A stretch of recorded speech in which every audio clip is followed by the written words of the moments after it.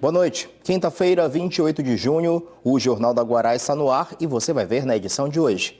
Marinha autoriza a obra para a construção do Porto São Luís. Polêmica sobre situação socioambiental da região continua. Festa de São Pedro altera a rotina da cidade. Saiba o que vai funcionar. Na Capela, a expectativa pela tradição do encontro de bois que atrai uma multidão. E ainda, apresentado mais um envolvido com a morte do publicitário Gesiel Sales Pontes, na região metropolitana de São Luís. Agora, no Jornal da Guará.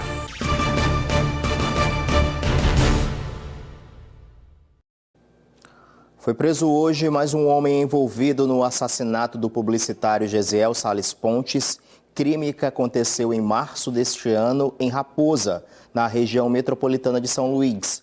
A apresentação do suspeito foi feita na Secretaria de Segurança Pública.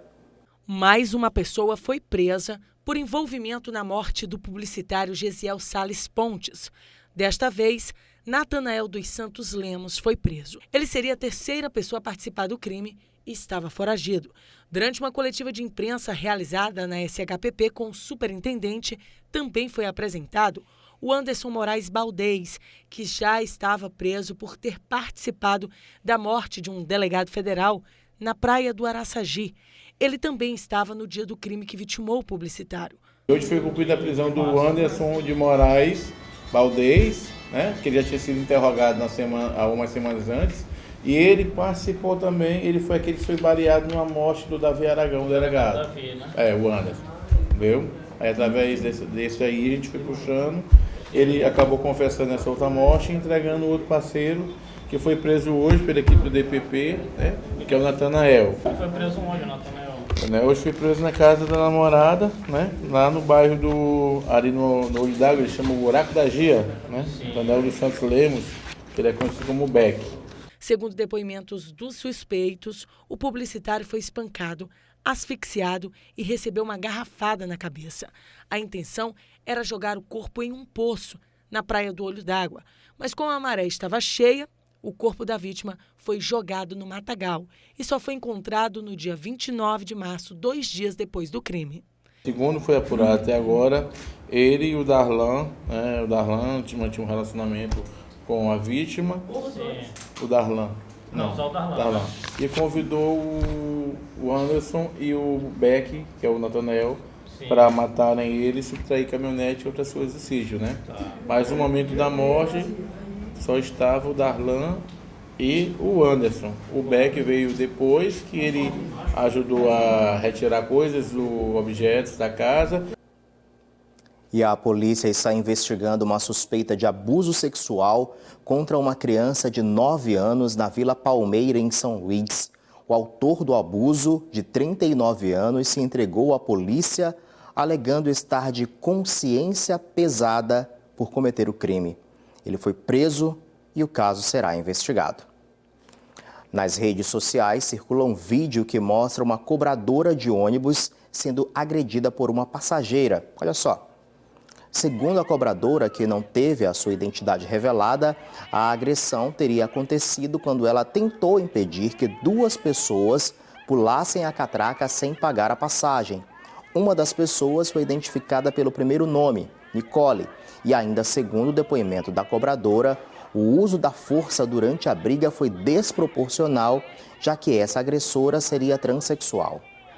A cobradora registrou um boletim de ocorrência.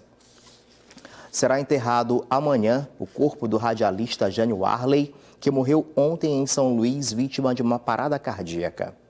Jânio Arley morreu aos 56 anos. No velório, amigos estiveram presentes para se despedir do ícone da televisão maranhense, que perdeu um dos maiores expoentes do jornalismo policial. Deixou sua marca no jornalismo e vai deixar muita saudade para todos nós. Ele, com certeza, foi uma pessoa que fez o bem e, como jornalista, ele vai deixar um vácuo agora. Era uma pessoa que sempre tinha um projeto, sempre tinha algo a construir. Ele sempre teve essa preocupação. Ele, além de ser inteligente, ele era uma pessoa que eu considerava muito brilhante, porque ele sabia fazer as coisas e sabia como fazer e gostava de fazer. Isso é o importante Por isso que eu digo que ele era brilhante, um profissional, lamentavelmente, uma irreparável perda para o jornalismo maranhense. A polêmica construção do Porto São Luís, na região do Cajueiro, enfrenta a resistência clara de moradores e ambientalistas preocupados com o impacto socioambiental que isso pode provocar. Por outro lado, quem defende a instalação argumenta que é viável e amplia o potencial econômico do Estado. A Marinha autorizou a continuidade da obra. O carro da nossa equipe entrou no Cajueiro e seguiu tranquilo, sem nenhuma trepidação. A estrada, mesmo de terra batida, está bem nivelada. É a prova de que as máquinas estão a todo vapor na área, onde deve ser construído o Porto São Luís, centro de uma polêmica que envolve iniciativa privada, poder público e comunidade local. O mais recente capítulo teve a Marinha Brasileira como uma das protagonistas. Por ela, as obras do porto podem ser continuadas. Resultado da avaliação de simulações feitas para ordenar as manobras de navios no canal do futuro porto. Somente com essas simulações, há capacidade de dizer qual o grau de risco das operações.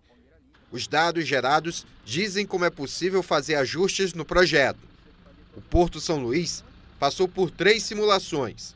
A primeira, em fevereiro do ano passado, apontou a necessidade de modificar o design do canal que dá acesso ao Porto da Alumar.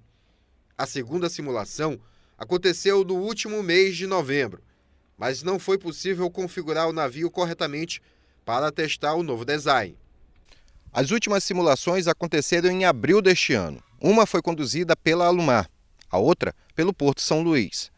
De acordo com a Capitania dos Portos, essas simulações dão total condições para que a construção do Porto São Luís seja continuada, e isso sem precisar alterar o projeto inicial.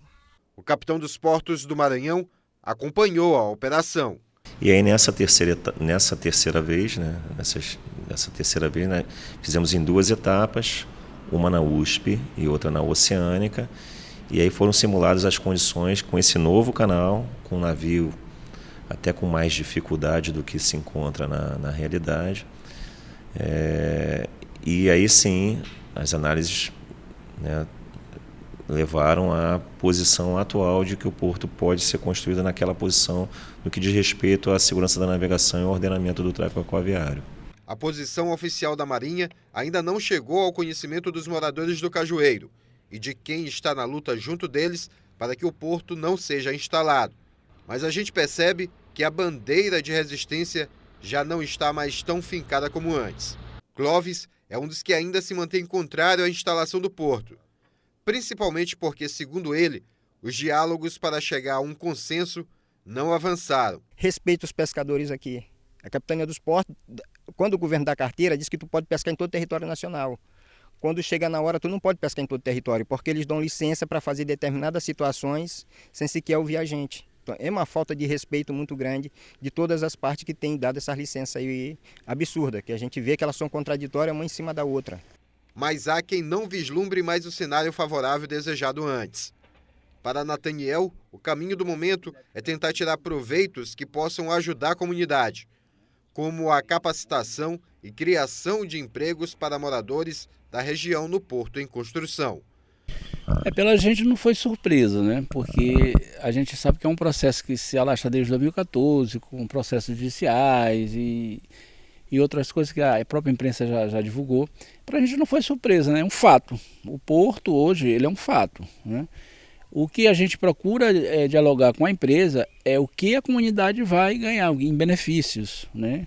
Os moradores da comunidade tradicional do Cajueiro lutam contra a construção do Porto São Luís desde 2015. A área destinada para a construção do porto foi desapropriada pelo governo do estado quando o governador era o ex-deputado Arnaldo Melo. Em 2016, a Secretaria de Portos da Presidência da República em Brasília assinou autorização para a construção do porto. O caso acabou por envolver o Ministério Público Federal, que entrou na Justiça para tentar impedir a construção, alegando ameaças à existência de uma comunidade tradicional, possível destruição do ecossistema local, composto por mangues, babaçoais e diversos outros tipos de palmeiras, além de impactos ambientais com consequências para toda a ilha de São Luís. Por um tempo, o MPF conseguiu paralisar as obras, mas com a posição da Marinha, a situação se inverteu e ficou quase impossível se tornar favorável aos moradores. Quase impossível, mas a luta pela causa ainda persiste. Há toda uma tradição histórica de relações tradicionais com a natureza, de relações comunitárias estabelecidas entre os moradores do povoado e com os moradores de povoados vizinhos, que faz com que esses moradores não desejem perder esse modo de vida. A seguir, a ANS publica no Diário Oficial portaria que define sistema de contribuição que vai fazer com que o usuário arque com parte do valor das consultas e exames de planos de saúde. E ainda os preparativos para o festejo em homenagem a São Pedro, santo dos pescadores. Logo após o intervalo.